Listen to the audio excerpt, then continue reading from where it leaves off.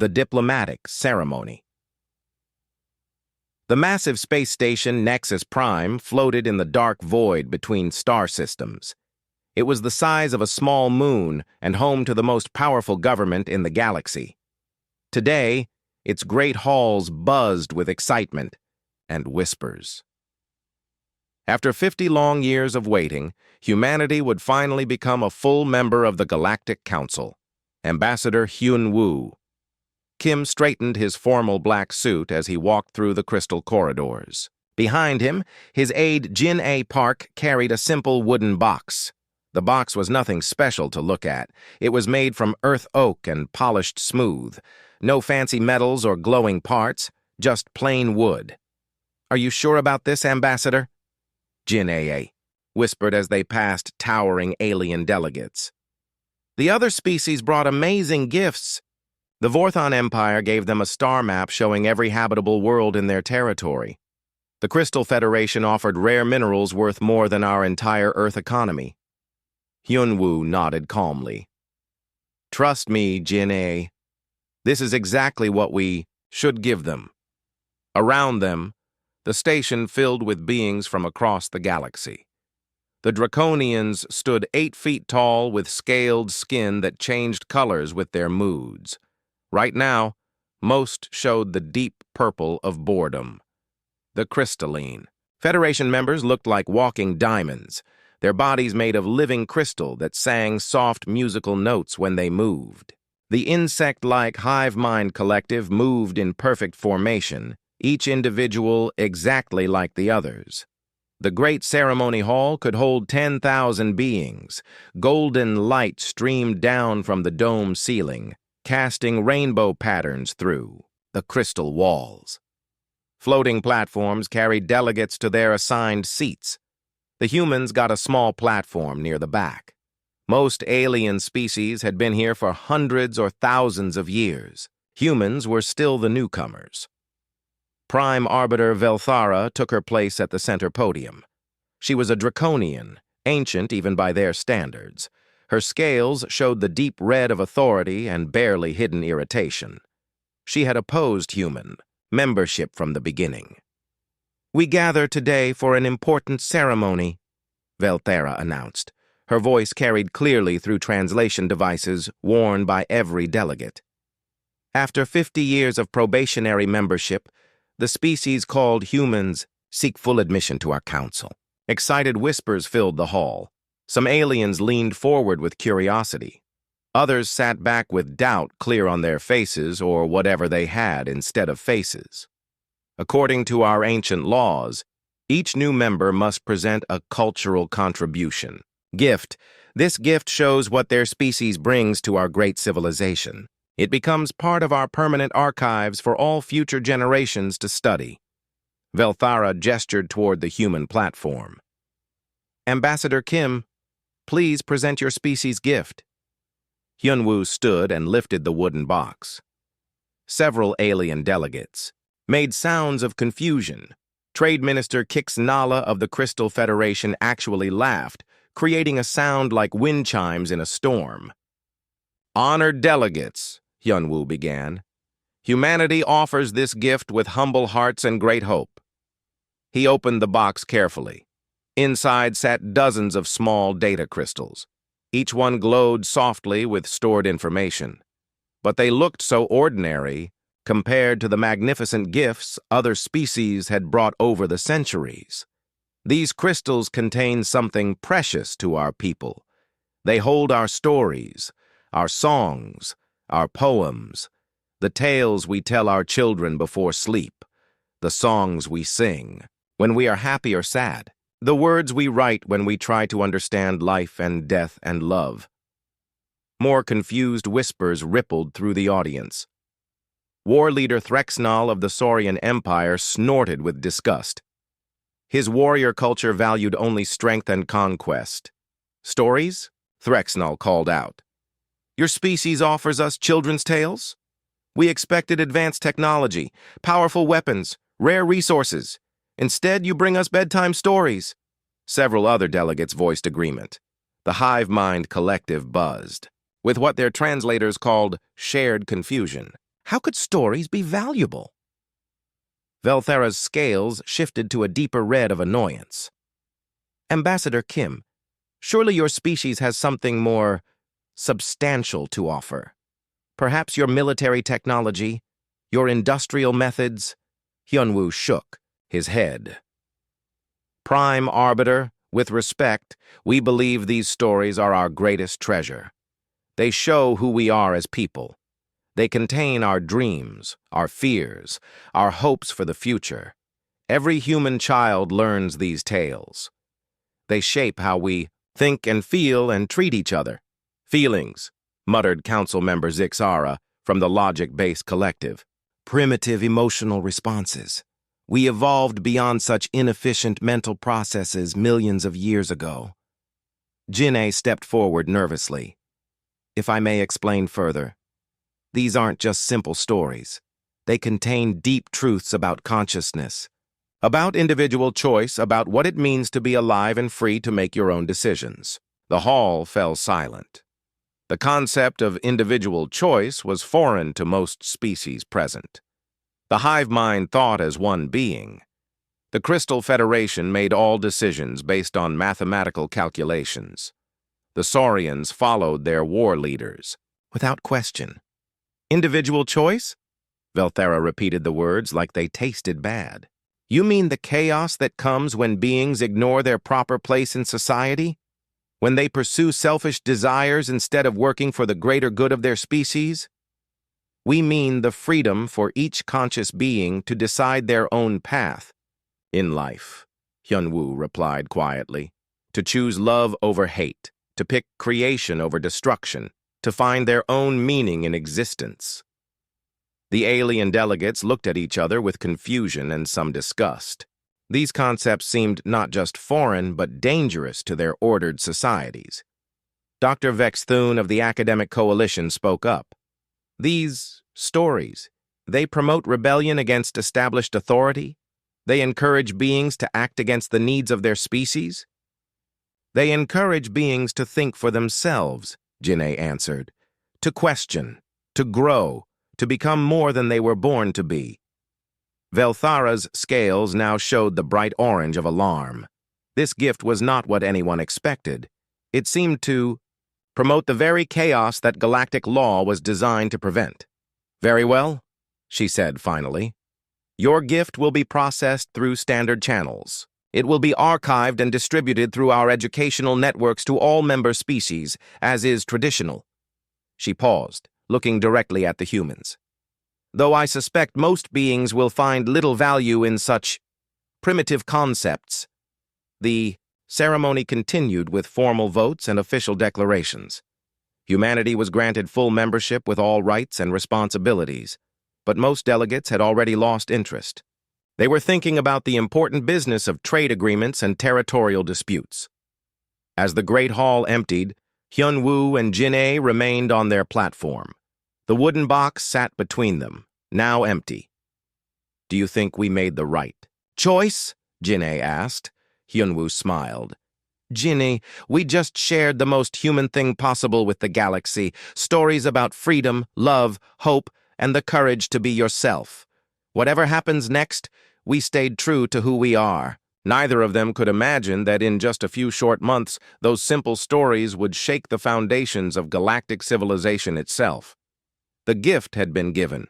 Now it would find its way into minds across the galaxy, carrying with it ideas that some species had never encountered. Ideas that would prove far more powerful than any weapon or technology humanity could have offered. The wooden box sat empty, but its contents were about to change everything. 3 months after the ceremony, Dr. Tae-min Lee sat in his small office on Earth's orbital research station. His job was studying alien psychology and behavior. It was usually quiet work. Most alien species were predictable. They followed the same patterns they had for thousands of years. But today, his communication screen would not stop flashing with urgent messages. The first report came from the Crystal Federation territory. Dr. Tae-min read it twice before he believed what he was seeing. A crystalline being named prism of morning light, had stopped working at the Resource Calculation Center. Instead, it spent all day creating what it called beauty patterns in the crystal formations around its home. When questioned by Federation authorities, the being said it had been moved by sadness after reading a human poem about losing someone you love. The poem was called "Do Not Go Gentle Into That Good Night," and it made the crystal being feel something it had never experienced before. The feeling was so strong that mathematical calculations seemed meaningless compared to creating something beautiful. Dr. Taemin frowned as he read. Crystal Federation beings did not create art. They calculated resource distribution and energy flow patterns. That was their entire civilization. They had never shown interest in beauty or emotion. The second report was even stranger. It came from Saurian Empire space. A group of warrior-caste soldiers had laid down their weapons after their commander made them study human military stories as part of Know Your Enemy training. The soldiers read about human wars and the cost of fighting. They read poems written by human soldiers who had seen friends die in battle. Now these Saurian warriors refused to fight. They said the human stories showed them that war brought only pain and loss. Their war leader was furious, but could not understand what had happened to his troops. They had been perfect soldiers for decades. Suddenly, they questioned every order and talked about the value of life instead of the glory of conquest. Dr. Taemin rubbed his temples. This was impossible. Saurian warrior caste were bred for battle. Fighting was their entire purpose. They never questioned orders or worried about the enemy's feelings. The third report made him stand up from his chair. It came from deep in hive mind collective space. Individual units of the collective were speaking in first person. They were saying, "I want" and "I think," instead of "we calculate" and "the collective decides." Some units had even started using individual names for themselves. One unit now called itself Worker Who Dreams of Sky and refused to work in the underground tunnels. It wanted to study the stars.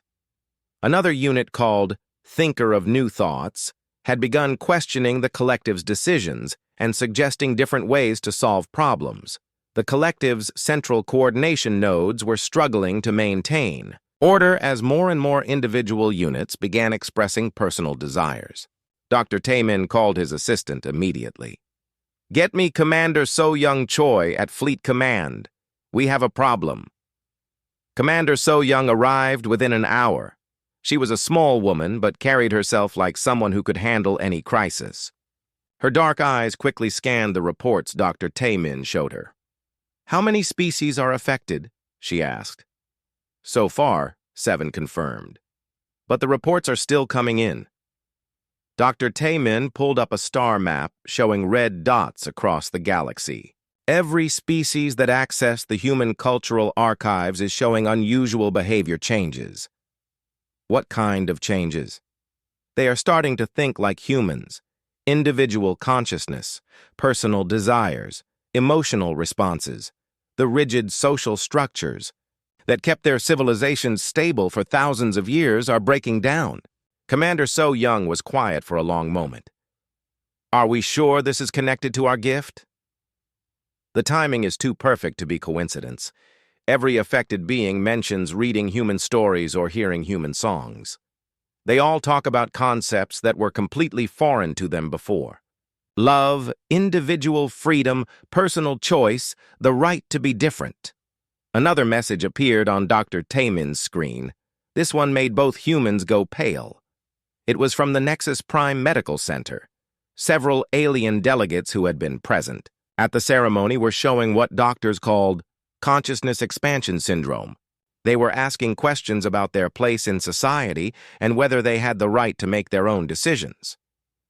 Prime Arbiter Velthara herself had been seen arguing with other draconian leaders about individual dignity and personal rights.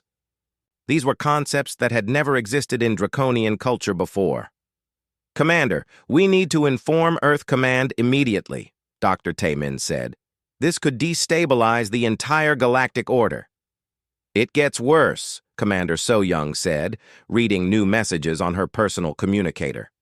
I am getting reports that several species are demanding emergency council sessions. They want the human cultural materials removed from all networks. Some are calling it a weapon designed to destroy their societies. Dr. Taemin sat down heavily. A weapon? We were trying to share our culture. These are stories about hope and love and finding meaning in life. How could anyone see them as weapons? Because they are changing everything, Commander So-young replied. Look at this report from the logic-based collective. Their entire civilization is built on pure, rational thinking. No emotions, no individual desires. Everyone works together like a perfect machine. But now their people are reading human love poems and asking why they cannot choose their own partners, instead of being assigned mates for genetic optimization. The next report was from the Academic Coalition. Their society was based on strict hierarchies of knowledge. Students obeyed teachers. Teachers obeyed scholars. Scholars obeyed the Grand Academy. But now lower-level members were questioning their superiors and demanding the right to study subjects that interested them personally rather than what the hierarchy assigned. The pattern is the same everywhere, Dr. Taemin realized. Species with collective consciousness are developing individual identity. Species with rigid hierarchies are questioning authority. Species that suppress emotions are learning to feel. Commander So-young nodded grimly. And from their perspective, we have infected their entire civilization with a dangerous mental virus. The virus is called humanity. A priority message flashed on the main screen. It was from Ambassador Hyun Woo on Nexus Prime. His face looked tired and worried. Dr. Lee, Commander Choi, he said from the recording. The situation here is getting serious. 3 species have formally complained to the Council about our cultural gift. They are demanding immediate action. The Crystalline Federation is calling for our expulsion from the Council. The Saurian Empire is considering it an act of war. Dr. Taemin and Commander So-young looked at each other with growing alarm. The worst part, the ambassador continued, is that we cannot take it back. The stories and songs have already spread through the educational networks to billions of beings across hundreds of worlds. The changes in their thinking appear to be permanent. We have accidentally started a revolution of consciousness across the galaxy. The recording ended. The office fell silent except for the steady stream of alert messages still coming from across known space. What do we do now? Dr. Taemin asked quietly. Commander So-young was already reaching for her communicator. We prepare for the consequences. Because if these alien civilizations think we deliberately attacked them with our culture, they might decide to attack us back with something much more traditional. Outside the office window, Earth looked peaceful in the afternoon sun. But somewhere, out in the dark between the stars, entire civilizations were struggling with ideas they had never encountered before. Ideas about freedom, choice, love, and the right of every conscious being to decide their own fate. Humanity had given the galaxy a simple gift of stories. Now they would have to face whatever came next. Senator Dong Ho-yoon stood in the emergency session chamber on Earth, surrounded by holographic displays showing chaos across the galaxy. Each screen told the same story. Alien civilizations were falling apart, and they all blamed humanity. The situation is worse than we thought, reported Captain Mi-sun Kang from her position at the military briefing table. The Crystalline Federation has declared our cultural materials to be illegal cognitive weapons. They want them removed from every network in their territory. Senator Dong Ho studied the reports with growing concern. What about the Saurian Empire? War leader Threxnall has demanded we face trial for crimes against galactic order. He says, we deliberately weakened their military by corrupting their soldiers with defeatist propaganda. The senator shook his head in disbelief. Defeatist propaganda? We shared poems about the cost of war and stories about finding peace. How is that a crime? Captain Mi-sun pulled up new intelligence reports. Because their entire society is built on constant warfare. When their soldiers stop wanting to fight, their whole civilization loses its purpose. Some Saurian worlds are experiencing what they call social collapse as warriors refuse to follow orders. Another display showed footage from hive mind territory. Individual units were painting their shells in different colors to show their unique personalities. Some had stopped working entirely to pursue what they called personal interests. The central coordination systems were failing as billions of units began thinking for themselves instead of following collective commands. 3 species have officially withdrawn from all council activities, Captain Misun continued. 2 more are threatening to do the same. The academic coalition is demanding emergency powers to study what they are calling the human consciousness virus. Senator Dong Ho rubbed his tired eyes. Have we heard from Ambassador Hyunwoo? He sent this message an hour ago. Captain Mi-sun activated a holographic recording. Ambassador Hyunwoo appeared in the chamber, looking exhausted. Behind him, the Nexus Prime corridors were filled with arguing alien delegates. Senator, the emergency council session has been called for tomorrow. Prime Arbiter Velthara is furious. She says, we have violated every principle of galactic law by attacking the fundamental social structures of member species. The ambassador paused, as shouting could be heard in the background. The situation here is getting dangerous. Some delegates are calling for military action against Earth. They want us to somehow reverse the effects of our cultural gift, or they will consider us a threat to galactic stability. The recording showed Ambassador Hyunwoo looking directly into the camera. The problem is that we cannot reverse what has happened. The stories and songs have changed how millions of beings think about themselves and their place in society. You cannot make someone forget the idea of individual freedom once they have understood it. The message ended. The chamber fell silent as Earth's leaders absorbed the full scope of the crisis. How many beings are affected? Senator Dong Ho asked. Captain Mi-sun consulted her datapad. Conservative estimates say over 50 million individuals across 12 species. But the number is growing every day as more beings access the archived materials, and they all want the same thing? Individual rights, personal freedom, the right to make their own choices instead of following species-determined roles. Exactly what our stories taught them to want.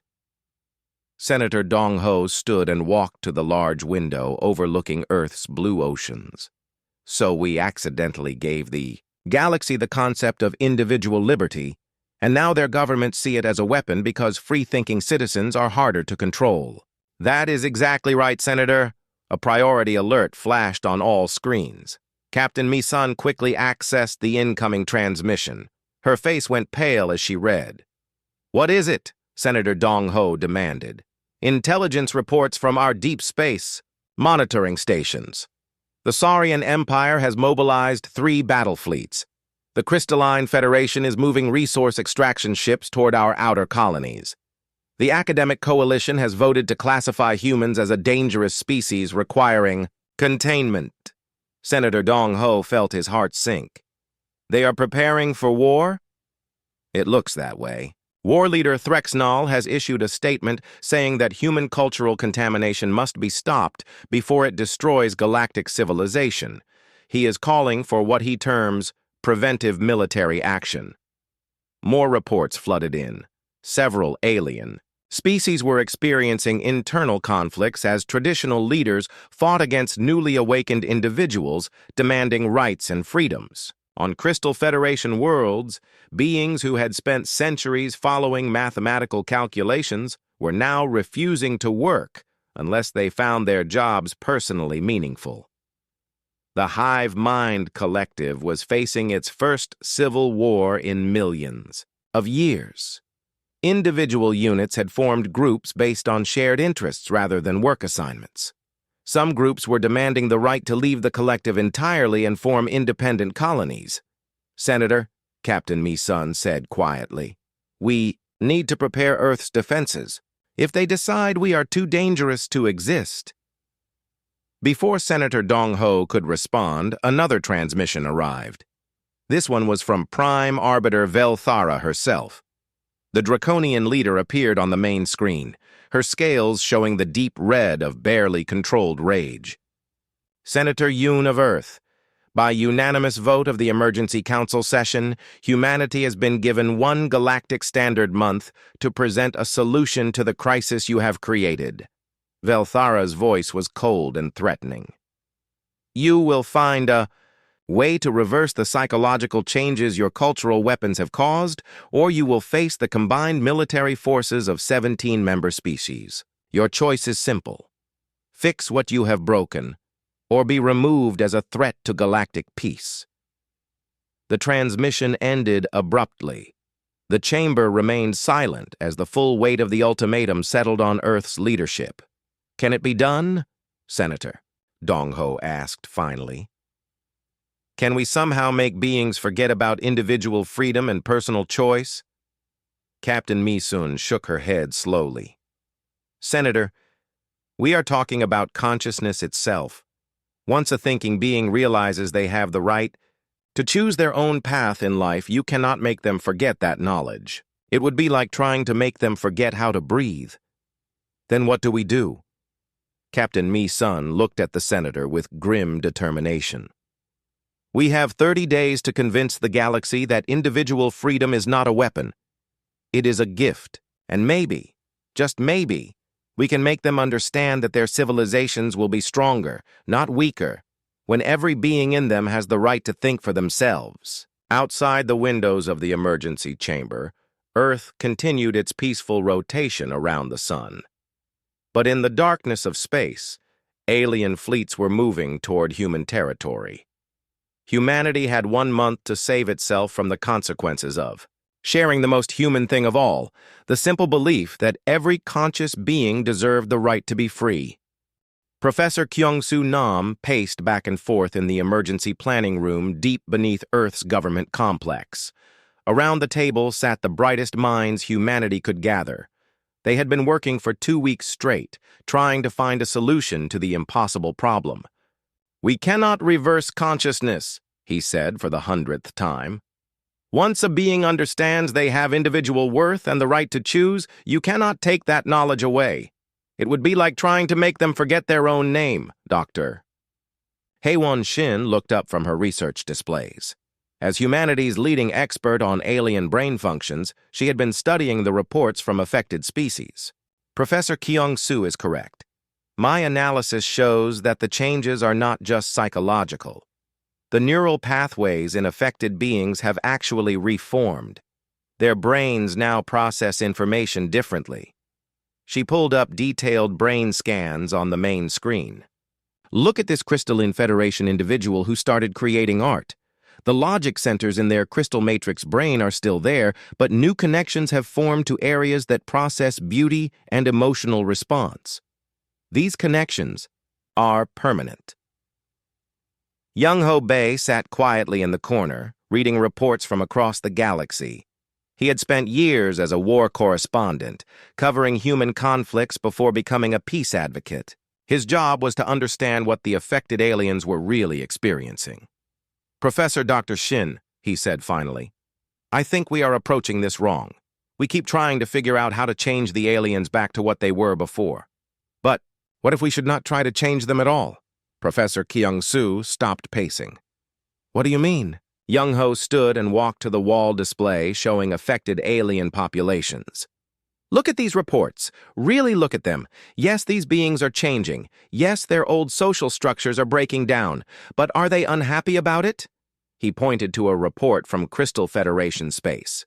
This being who stopped calculating resource distributions to create beauty patterns. The report says it has never been happier. It finally found meaning in its existence beyond following mathematical formulas. Young-ho moved to another report. These saurian warriors who refuse to fight. They are not hiding in shame. They are teaching other warriors about the value of life and the possibility of peace. They are proud of their choice. Dr. Hae-won frowned. But their governments are collapsing. Their entire civilizations are in chaos. Their governments are collapsing, Young-ho agreed, but their people are becoming free for the first time in their history. Maybe the chaos is not a problem to be solved. Maybe it is a revolution that needed to happen. Professor Kyung-soo considered this carefully. You are suggesting we tell the Galaxy Council that we will not try to reverse the changes because the changes are good? I am suggesting we tell them something more radical than that. Young-ho pulled up a new document he had been working on. I think we should argue that the current galactic legal system itself is wrong. That any system of law that treats conscious beings as property of their species instead of individuals with rights is fundamentally unjust. The room fell silent. What Young-ho was proposing was not just refusing to fix the problem. He was suggesting they argue that the entire structure of galactic civilization was the real problem. Dr. Haewon spoke first. That would be declaring war on every government in the galaxy. No, Young-ho replied. It would be declaring freedom for every conscious being in the galaxy. There is a difference.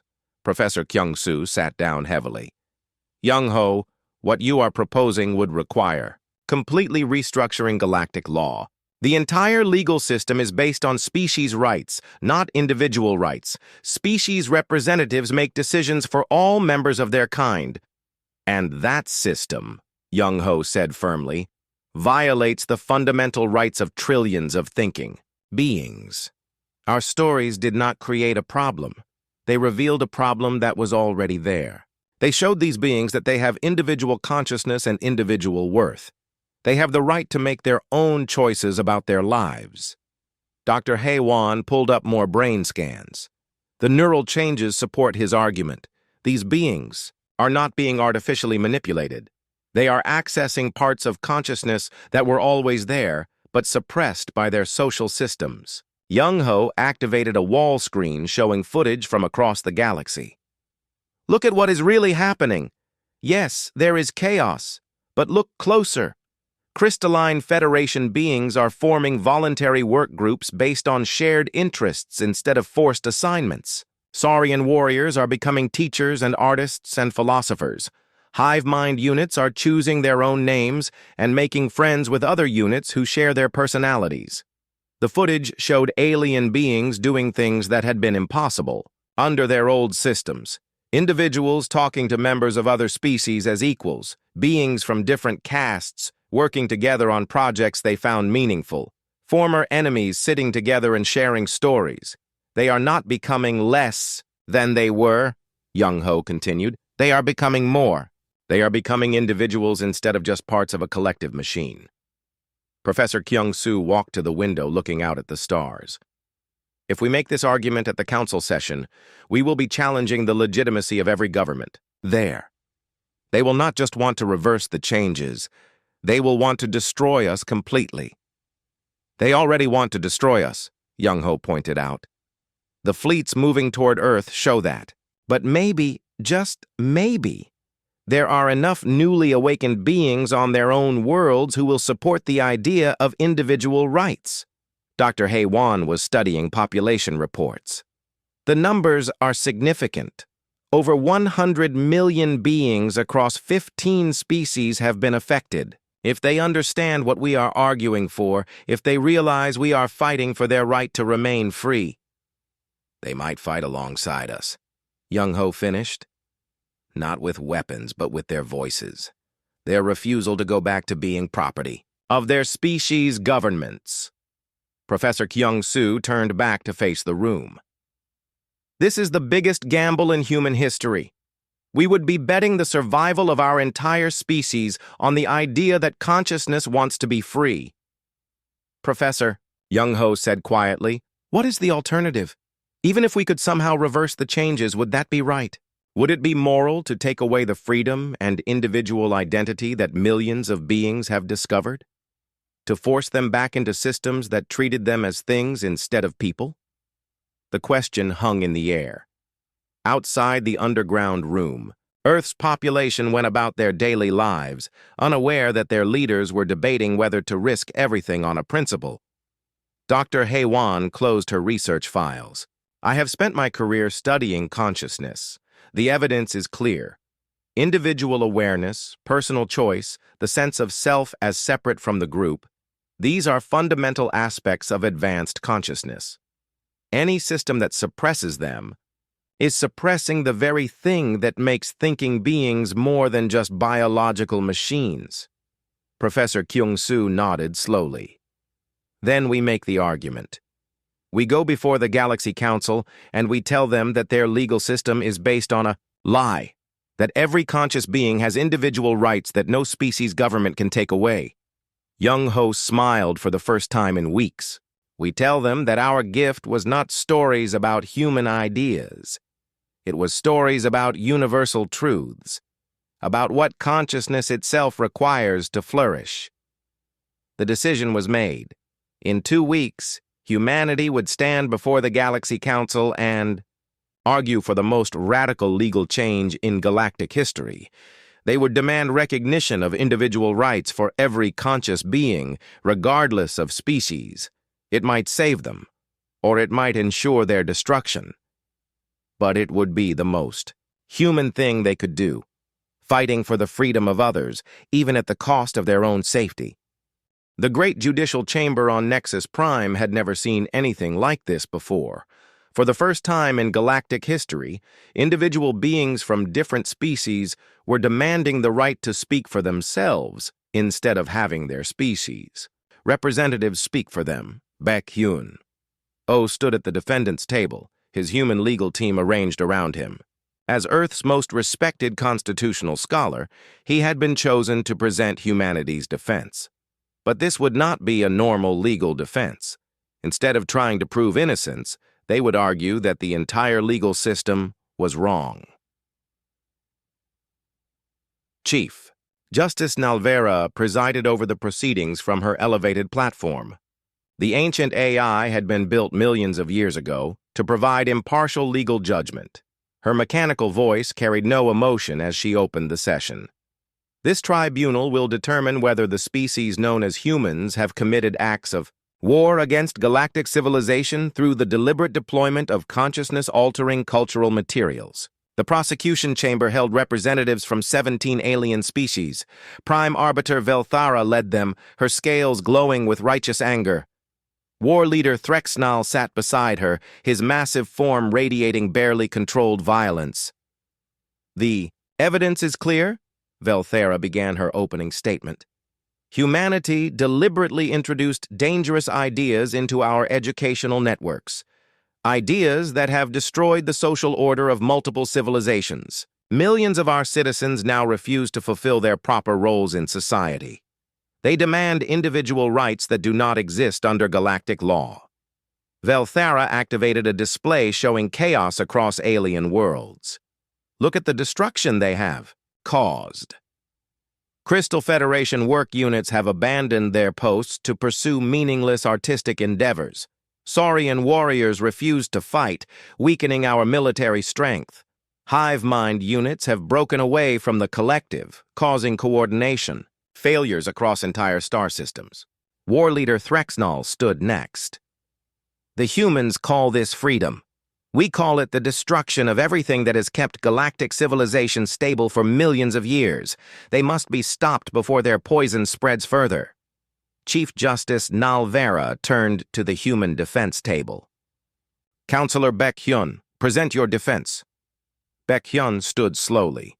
He looked small compared to the massive alien prosecutors, but his voice was steady and strong.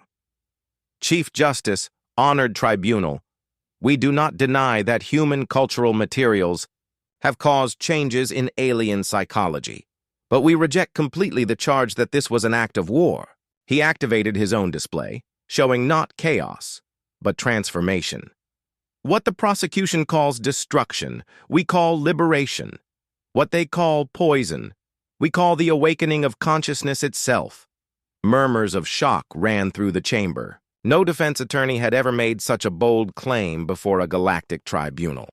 The prosecution argues that our stories and poems damaged alien societies. We argue that those societies were already damaged by systems that treated conscious beings as property of their species rather than individuals with inherent rights.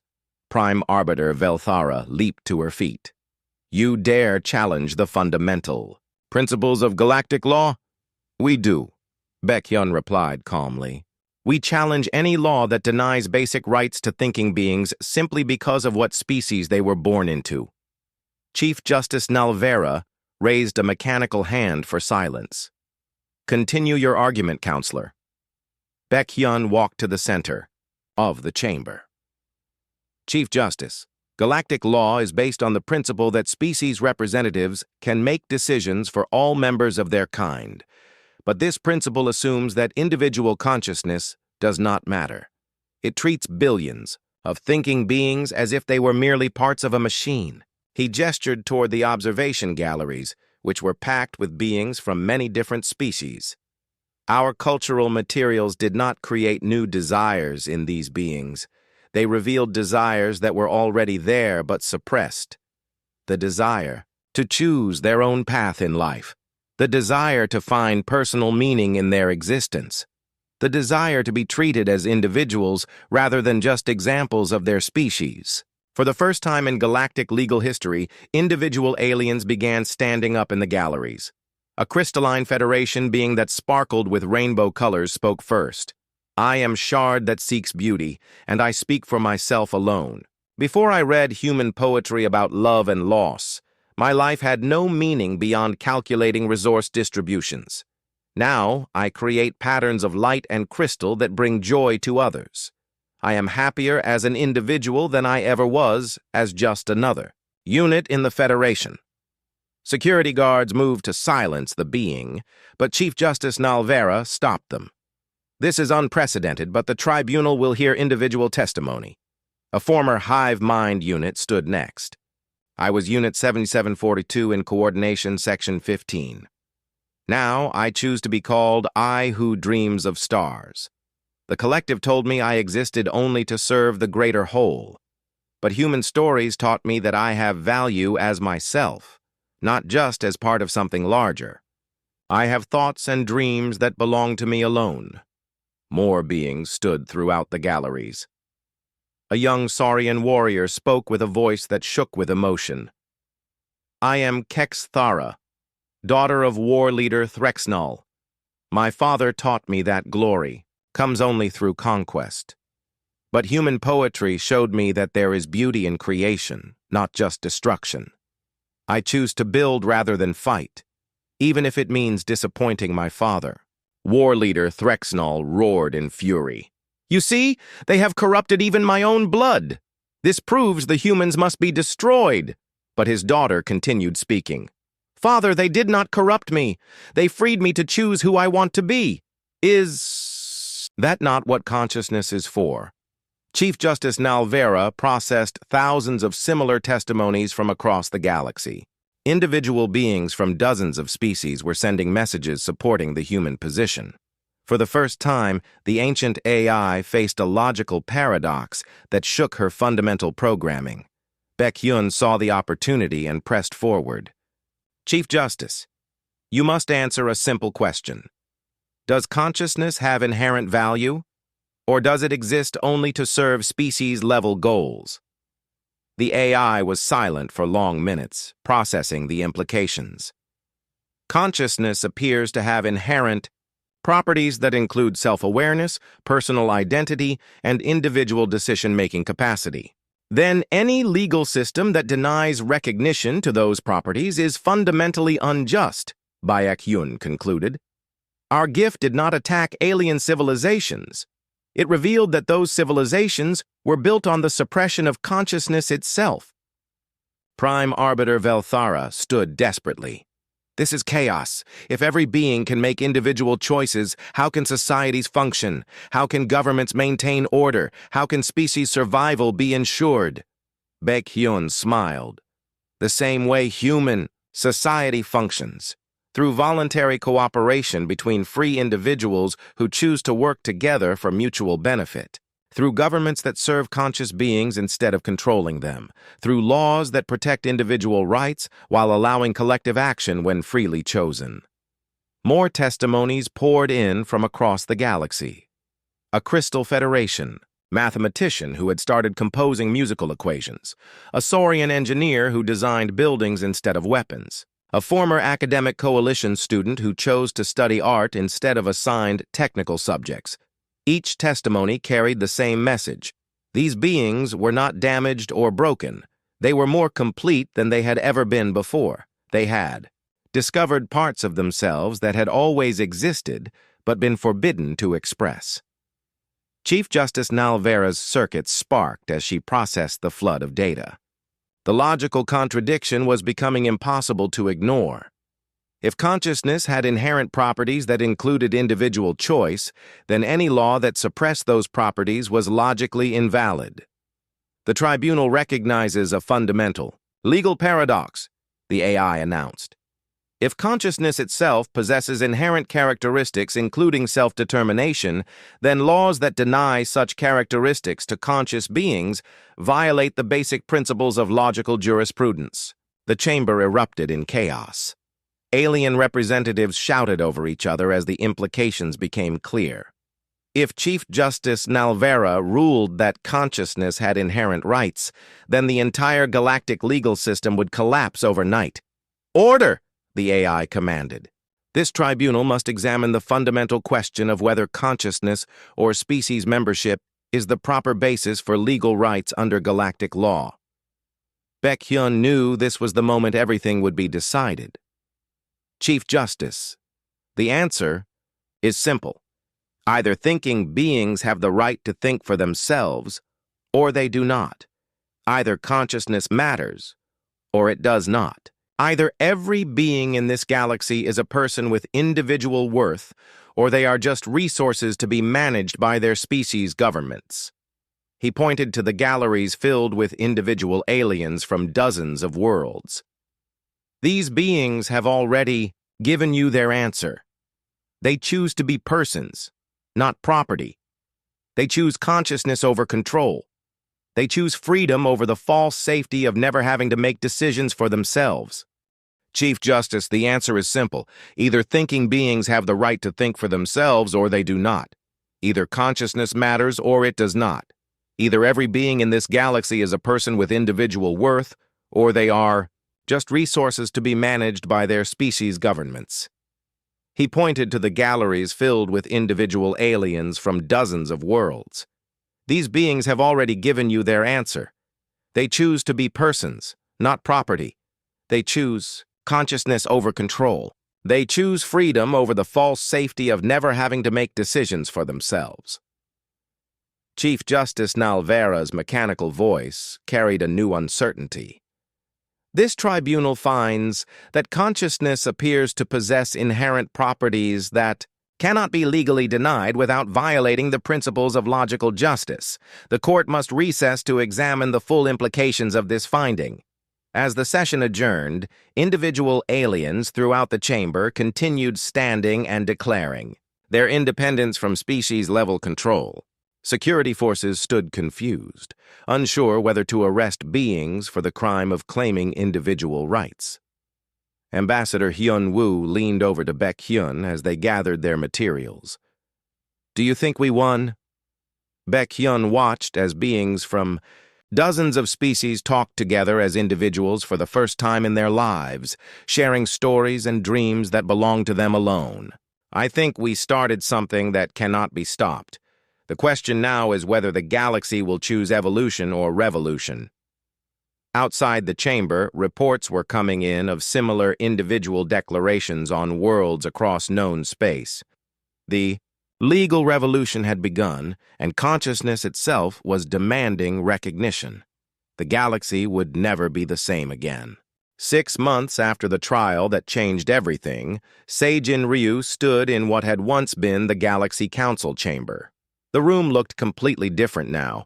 Instead of species-based seating areas with representatives speaking for entire civilizations, thousands of individual seats filled the space. Beings from hundreds of different species sat mixed together, each one representing only themselves. Today would mark the final transformation of galactic government. Si Jin had been elected as the aide first president of the Individual Rights Galactic Federation, by direct vote of conscious beings across known space. The campaign had been unlike anything the galaxy had ever seen, with individual candidates from every species competing on their personal ideas rather than species loyalty. Chief Justice Nalvera had undergone her own transformation during the legal revolution. The ancient AI's programming had evolved to recognize consciousness as the fundamental basis of all law. Now she served as the constitutional guardian, ensuring that no law could be passed that violated individual rights. Citizens of the galaxy, Sejin began her inauguration speech. Today we complete the most peaceful revolution in galactic history, not through weapons or conquest, but through the simple recognition that every thinking being has the right to choose their own path in life. In the audience, Ambassador Hyun Woo sat with tears in his eyes. The simple wooden box he had brought to a ceremony months earlier had transformed the entire galaxy. Beside him, Jin-A Park smiled as she recorded the historic moment. The old system treated species as if they were single entities, Sejin continued. It ignored the fact that within every species are billions of unique individuals with their own dreams, hopes, and desires. Today, we recognize that consciousness, not genetics, determines rights under galactic law. Not everyone had accepted the changes peacefully. Some traditional leaders had attempted military coups to restore the old order. War leader Threxnall had led a fleet against the reformed government, only to discover that most of his own soldiers now refused to fight against their newly free brothers and sisters from other species. The revolution had succeeded because it was not imposed from outside. It had grown from within each civilization as more individuals read human stories and realized they had the right to be themselves. No military force could defeat an idea whose time had come. We face new challenges in this new galaxy, Sejin acknowledged, learning to govern ourselves as individuals while still working together for common goals, building societies based on voluntary cooperation instead of species-mandated roles, protecting the rights of minorities while respecting majority decisions. In Crystal Federation space, former calculation units had formed voluntary artistic communities. They still managed resource distribution, but now they chose their work based on personal interest and found ways to make even mathematics beautiful. Their society was more efficient than before, because people worked harder when they chose their own paths. Former Saurian warriors had become teachers, artists, and philosophers. Some still chose military careers, but now they fought to protect individual freedom rather than to conquer and dominate. Their empire had become a federation of planets where strength meant protecting the weak rather than defeating enemies.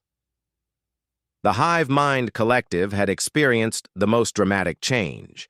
Millions of individuals had chosen to remain connected to the collective consciousness, but now they participated by choice rather than genetic programming. Others had formed smaller groups or chosen to live as independents.